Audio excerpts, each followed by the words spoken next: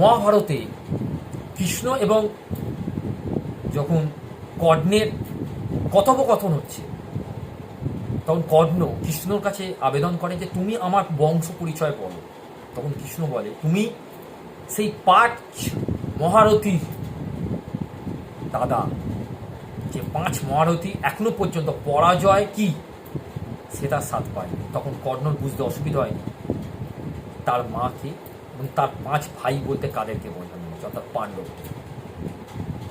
কৃষ্ণ তাকে হাজার চেষ্টা করে বোঝানো যে হে কর্ণ, তোমার মতো বীর, মহাবীর এবং যে পাণ্ডবদের শ্রেষ্ঠ বড় দাদা, তুমি চলো আমার সঙ্গে সেই ধর্মের শিবিরে, যেখানে পাণ্ডবরা তোমাকে মাথায় করে রাখবে। তুমি কেন এই অধর্মের শিবিরে পড়ে আছো?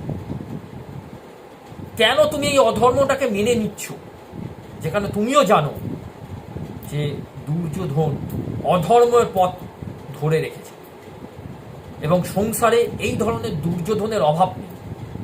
তাই আপনাদের ভাবতে হবে, কৃষ্ণ আমাদের আশেপাশেই আছে, যারা প্রতিনিয়ত আপনাদেরকে বোঝাবার চেষ্টা করছে যে আপনারা অধর্মর পথকে ধরে নেই তো, অধর্মের লোকগুলো সঙ্গে আপনারা কথা বলে সেই পথে ভেসে যাচ্ছেন না তো?